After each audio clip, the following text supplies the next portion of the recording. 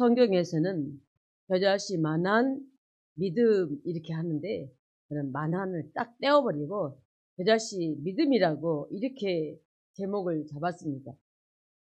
겨자씨는 아주 조그맣게 상추 씨처럼 작고 가벼워서 그러니까 있기만 이렇게 불어도 날아가 버려요. 아주 가볍고 작은 씨앗입니다. 그런데 오늘 본문의 말씀을 보면 우리 주님은 무엇을 말씀하시느냐? 우리에게 요구하시는 것은 아주 적고 아주 조그만 것, 그 믿음을 가지고 있으면 주님께서 모든 일을 하시고 남음 있는 역사를 말씀하고 있습니다. 우리 주님은 오늘도 본문의 34절 보면 큰 무리를 보시고 목자 없는 양 같음으로 인하여 불쌍히 여기사. 우리 예수님은 많은 무리들을 불쌍히 여기사 이렇게 말씀하고 있습니다. 왜 불쌍히 여기십니까? 목자 없는 양 같다고 말씀합니다. 양들이 목자가 없으면 양은 시력이 좋지 않습니다. 그래서 양은 반드시 목자가 양을 인도해 가는 목자가 있어야 되는데 목자가 없으면 양이 가다가 걸려 넘어지고 엉뚱한 길로 가다가 눈이 시력이 안 좋으니까 낭떠러지 떨어지기도 하고 그렇다는 것입니다. 어린아이가 엄마가 없으면 어린아이가 어떻게 됩니까? 그런 것처럼입니다. 그런 것처럼 오늘 마태복음 9장 35절에서 38절을 보면 예수께서 모든 도시와 마을에 두루 다니사 그들의 해당에서 가르치시며 천국 복음을 전파하시며 모든 병과 모든 약한 것을 고치시니라. 무리를 보시고 불쌍히 여기시니 이는 그들이 목자 없는 양과 같이 고생하며 기진함이라. 불쌍히 여기사 이렇게 성경은 나타내어지고 있습니다. 불쌍히 여기사. 왜?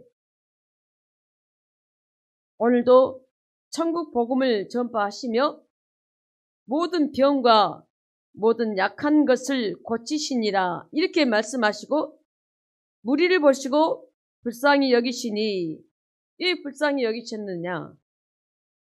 그들이 목자 없는 양과 같이 고생하고 기진했기 때문에 우리 주님께서는 오늘 불쌍히 여기심을 말씀은 기록하고 있습니다. 그뿐만이 아닙니다.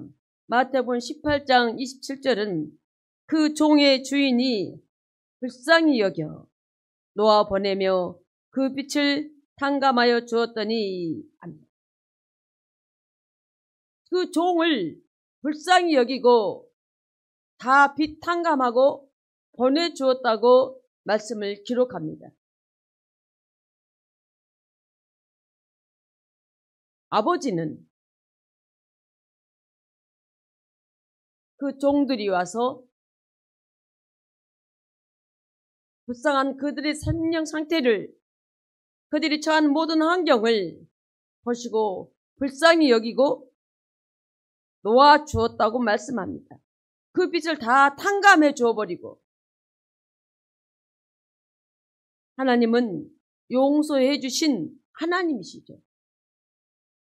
뿐만 아니라 누가복음 10장 3절에서 오늘 34절 말씀에 우리에게 보여주는 그 모든 것 뜻을 이루며 나아가는 말씀들을 보면 가운데 어떤 사람은 사마리아 사람은 여행하는 중 거기 이르러 그를 보고 불쌍히 여겨 가까이 가서 기름과 포도주를 그 상처에 붓고 싸매고 자기 짐승에 태워 주막으로 데리고 가서 돌보아 주니라.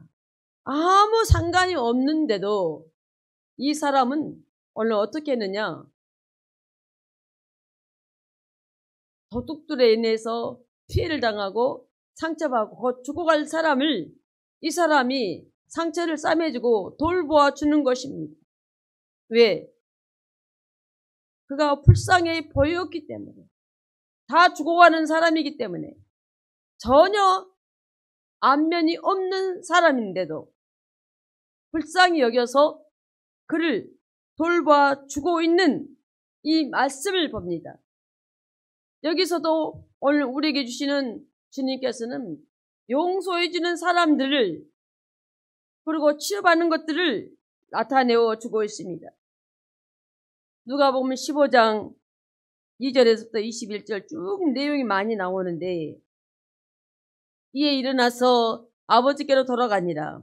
아직도 거리가 먼데 아버지가 그를 보고 측은히 여겨 달려가 목을 안고 입을 맞추니, 아들이 이르되 아버지, 내가 하늘과 아버지께 죄를 지었사오니 지금부터는 아버지의 아들이라 일컬음을 감당하지 못하겠나이다.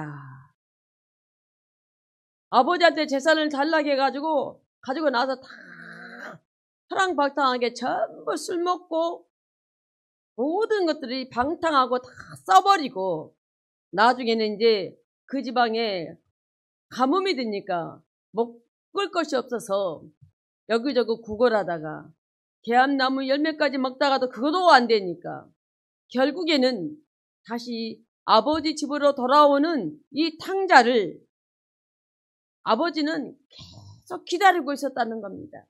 이 아들이 돌아오기를. 그런데 아들이 저기서부터 오니까 아버지가 오늘 어떻게 했습니까? 달려가서 측은히 여기고, 달려가서 목을 안고 입을 맞추고 이르되, 내가 아버지, 이 탕자는 하늘과 아버지께 죄를 지었사오니 지금부터는 아버지의 아들이라 일컬음을 감당하지 못하겠나이다. 이 탕자는 아버지로부터 자기 재산을 다, 자기 분깃을 달라 해가지고 주니까 완전히 다 허랑방탕하게 다 써버리고 거지가 돼서 돌아왔는데도 이 아들이 아버지에게 하는 말을 보십시오. 내가 하늘과 아버지께 죄를 지었사오니 지금부터는 아버지의 아들이라 일컬음을 감당하지 못하겠나이다. 이제는 나는 아버지의 집에서 일꾼으로 살아가겠음을 고백하고 있습니다. 이렇게 회개하고 돌아온 아들에게 아버지를 아버지라 부르지 못하는 죄인이기 때문에 오늘 아버지는 이 아들을 용서해 주었습니다. 우리는 용서해 주는 사람입니까? 용서받는 사람입니까? 세상은 참으로 각박하고 많이 어렵습니다. 그런데 성경은, 말씀은 내가 용서해 주었을 때와 내가 용서받았을 때의 그 상황을 비교해 보면 용서를 해주는 사람은 삶이 넉넉하고 윤택하고 풍성한 것을 보여주고 있습니다. 용서받는 사람은 그 삶이 얼마나 핍박하고 피폐해졌고 강팍한 것을 성경은 기록하고 있습니다. 내가 어떤 위치에 설 것인가를 오늘 본문의 말씀을 통해서 하나님은 불쌍히 여기고 측은히 여기는 그 하나님 아버지가 회개하고 돌아온 자식을 감싸고 안았습니다. 이 아들은 내가 하늘과 아버지께 죄를 지었사오니 내가 이제부터는 아버지라고 일컬음을 하는 것도 내가 감당할 수가 없음을 말하고 있습니다. 이 하나님이 우리를 불쌍히 여기사 우리에게 온전히 구원해 주신 그 하나님, 요한복음 3장 16절은 하나님이 세상을 이처럼 사랑하사 독생자를 주셨으니 이는 그를 믿는 자마다 멸망하지 않고 영생을 얻게 하려 하심이라. 많은 죄를 지은 수많은 하나님의 백성들을 하나님께서는 오늘 용서해 주시는, 그 용서가 어떤 용서냐? 우리를 죄에서 구원해 주시는 그 하나님이 오늘 독생자를 보내서 우리를 구원해 주었음을 말씀하고 있습니다. 그러나 하나님은 끝까지 우리를 불쌍히 여기고 구원해 주시지만 하나님의 백성들이 죄를 지었을 때는 어떠냐? 하나님은 가감하게, 우리 주님은 가감하게 죄를 책망하시고 우리에게 심판하십니다. 죄를 물으십니다. 마태복음 5장 29절에 30절 보면 만일 내 오른 눈이 너로 실족하게 하거든 빼어내 버리라. 내 백체 중 하나가 없어지고 온몸의 지옥에 던져지지 않는 것이 유익하며 또한 만일 내 오른손이 너로 실족하게 하거든 찍어내 버리라. 내 백체 중 하나가 없어지고 온몸의 지옥에 던져지지 않는 것이 유익하니라. 죄를 지은 것에 대해서는 과감하게 우리 주님께서는 책망하시고 죄를 제거하기를 원하시고 있습니다. 불쌍히 여기는 것도 우리가 죄를 회개했을 때에 이게 가능한 일임을 보여줍니다. 요한복음 13장 1절은 유월절 전에 예수께서 자기가 세상을 떠나 아버지께로 돌아가실 때가 이른 줄 아시고 세상에 있는 자기 사람들을 사랑하시되 끝까지 사랑하시니라. 끝까지 사랑하십니다. 하나님의 사랑은 우리를 끝까지 지켜주시는 하나님이십니다. 끝까지. 하나님은 우리를 사랑하는데 절대 포기하지 않으신 하나님이심을. 도중에도 하나님은 우리를, 그 사랑을 포기하지 아니하십니다. 하나님의 사랑은 오늘 보니까 자기 사람들을 사랑하시되 끝까지 사랑하시니라 말씀하십니다. 이렇게 사랑하신 하나님은 우리에게 오늘도 주어지는 그 말씀 보면 열왕기상 17장 8절에 15절 보면 오늘 여호와의 말씀이 엘리야에게 임하여 이르시되 너는 일어나 시돈에 속한 사르밧으로 가서 거기 머물라. 내가 그곳 가부에게 명령하여 내게 음식을 주게 하였느니라. 엘리야가 사르밧으로 갑니다. 그때 하나님은 가부한테 명령해서 엘리야에게 음식을 주도록 하나님이 말씀하실 때 성문에 이르렀을 때 한 가부가 거기서 나뭇가지를 줍는지라. 이에 불러 이르되 청하건대 그릇에 물을 조금 가져다가 내가 마시게 하라. 지금 이것이 어떤 상황입니까? 너무 가물어서 어떤 음식도 재배할 수 없는 음식이 아주 귀하고 구한 이것이 너무 가뭄이 심해서 물이 귀하죠. 그런데 엘리야가 살았다 가부에게 오늘 말합니다. 물을 조금 가져다가 내가 마시게 하라. 그랬을 때 가져갈 때 엘리야가 또 그를 불러 청하건대 내 손에 떡 한 조각을 내게로 가져오라. 이 가부가 뭐라 합니까? 여호와께서 살아계심을 두고 맹세하노니 나는 떡이 없고 다만 통에 가루 한 움큼과 병에 기름 조금뿐이라. 이거를 오늘 구워서 먹고 난 다음에 아들과 나는 오늘 죽으려 한다고 말합니다. 그런데도 엘리야 선지자는 말합니다. 그 떡을 해서 나에게 먼저 가져오라고 말합니다.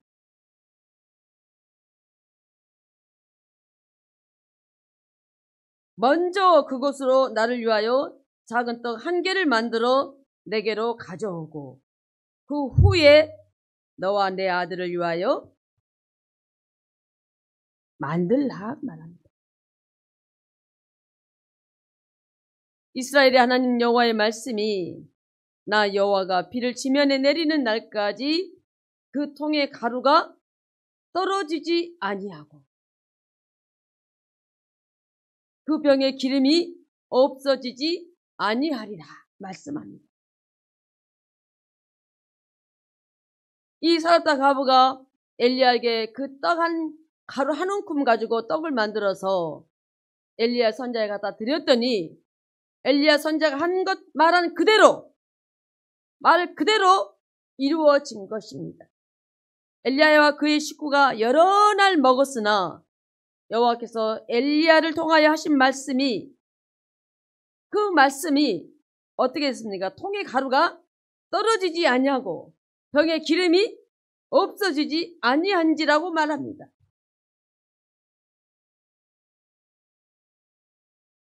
엘리야 선지자에게 사렙다 과부가 있는 것은 가루 한 움큼과 병의 기름 조금이었습니다. 그것으로 인해서 오늘 이 사렙다 과부의 집은 계속 그 통의 가루가 떨어지지 않았습니다. 다시 비가 올 때까지. 기름병의 기름이 떨어지지 않았습니다.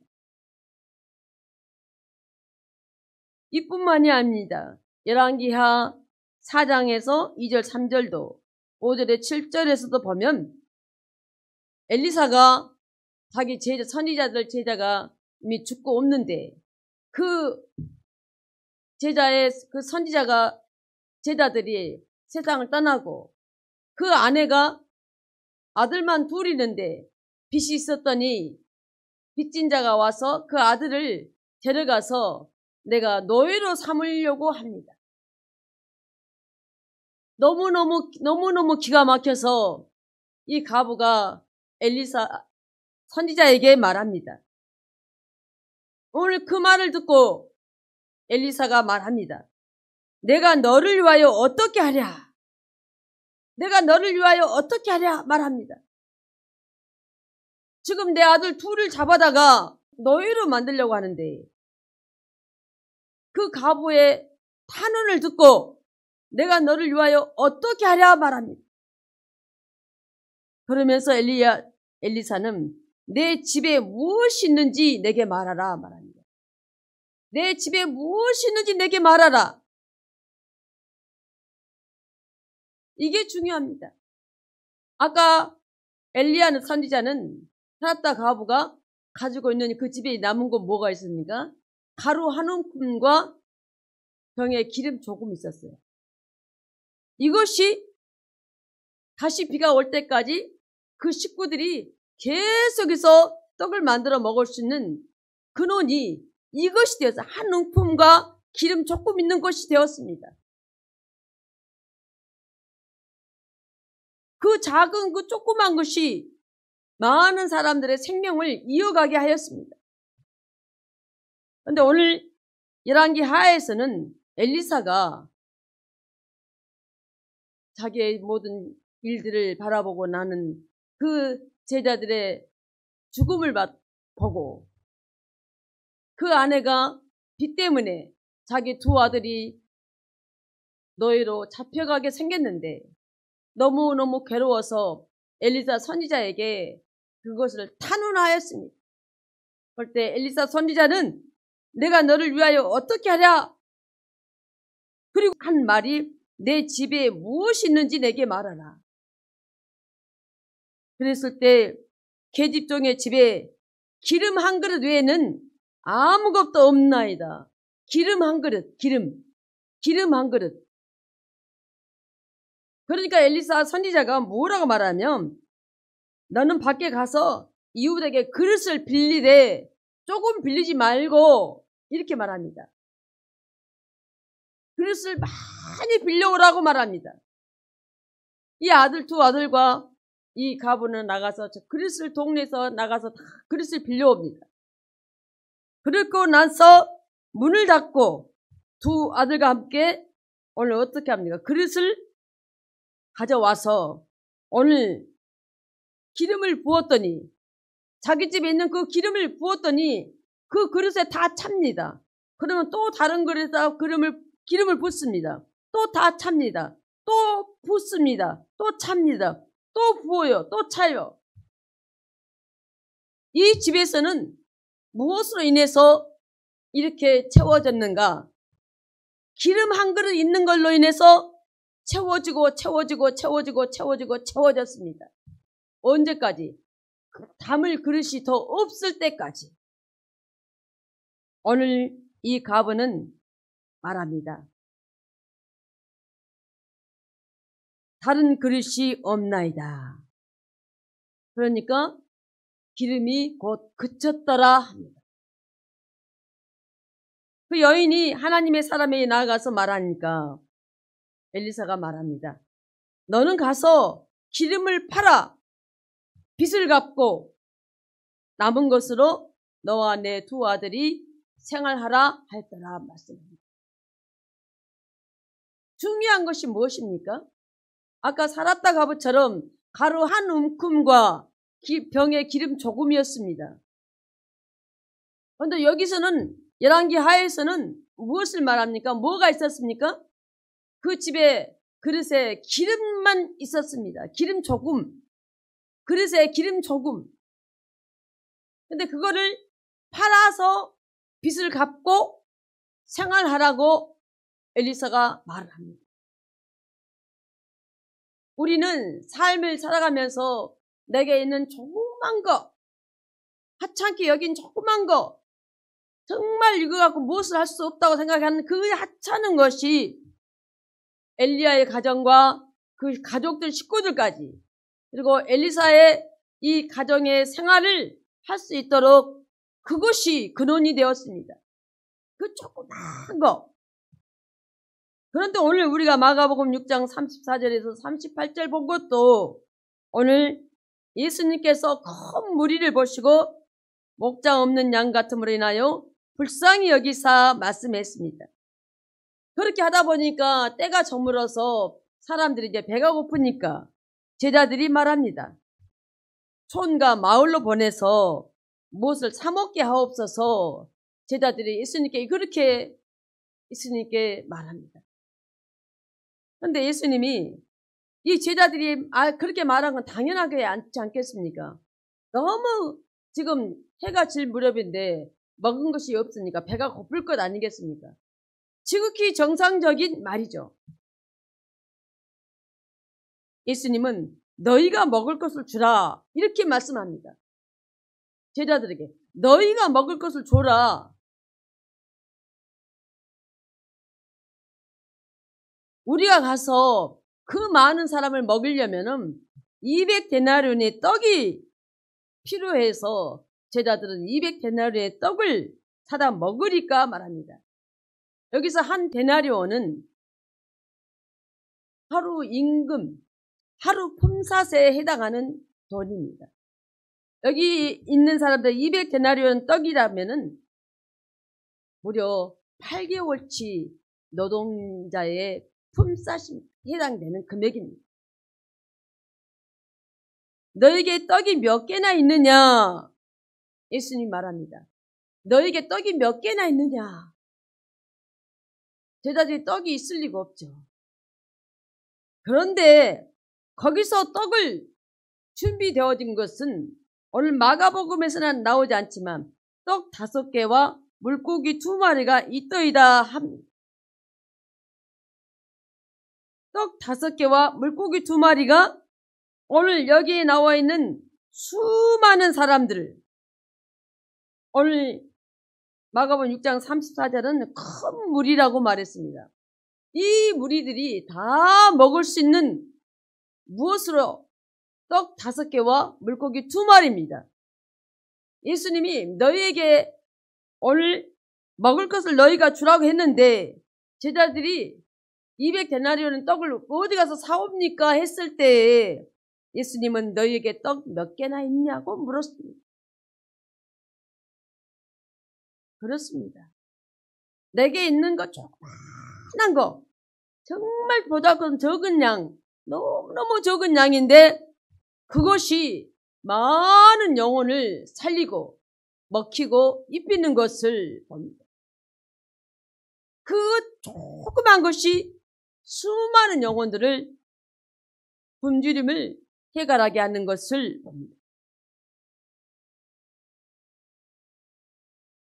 고린도전서 1장 27절은 그러나 하나님께서 세상에 미련한 것들을 택하사 지혜있는 자들 부끄럽게 하려 하시고 세상에 약한 것들을 택하사 강한 것들을 부끄럽게 하려 하시며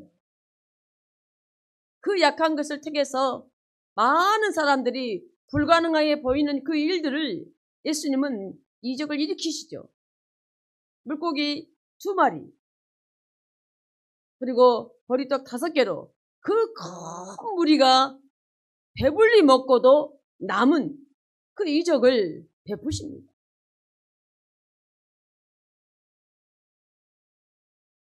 예수님은 너희가 말씀합니다. 떡 몇 개나 있느냐. 아까 열왕기 하에서도 엘리사가 내 집에 무엇이 있는지 내게 말하라 했습니다.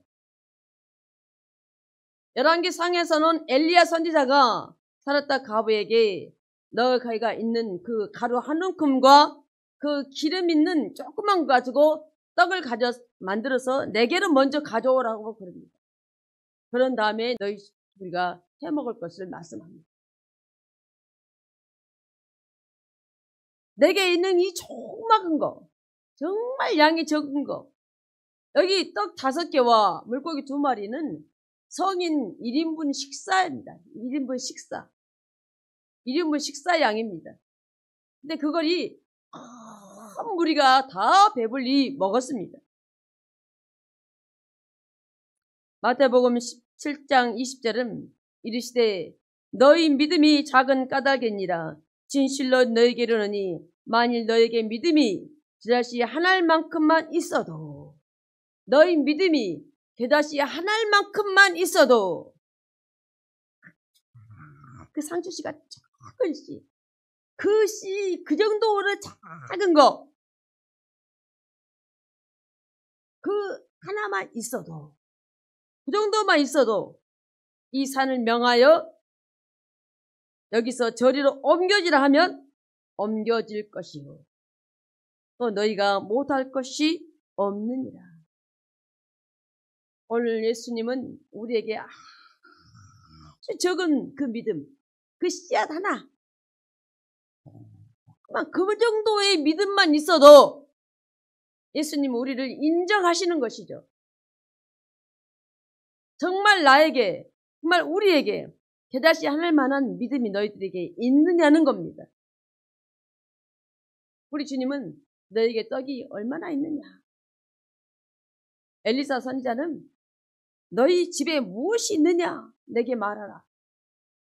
엘리야 선지자는 그 가루 한 움큼으로 떡을 만들어서 나에게 먼저 가져오라 이렇게 말합니다.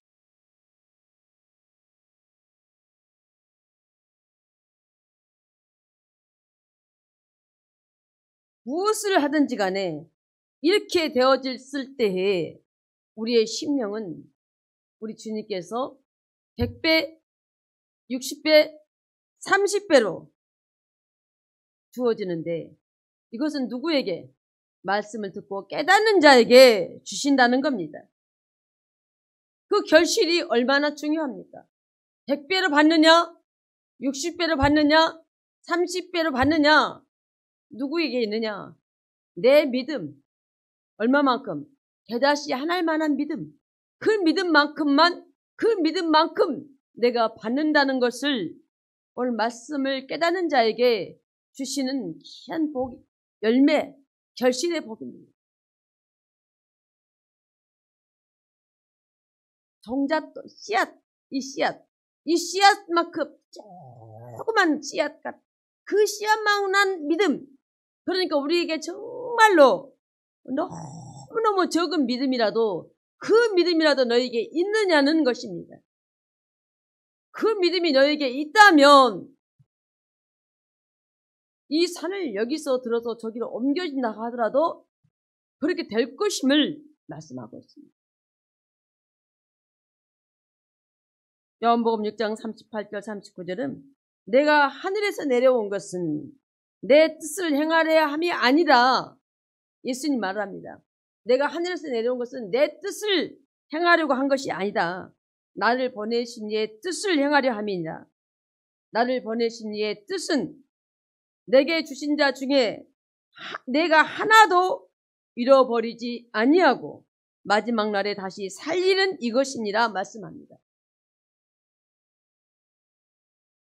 교회에 가끔마다 목사님들은 무슨 말을 쓰냐면 교사들에게 말하죠.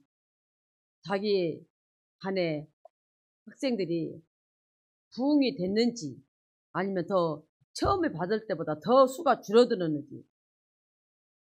더 줄어든 것은 뭡니까? 잃어버린 거죠. 잃어버린 거.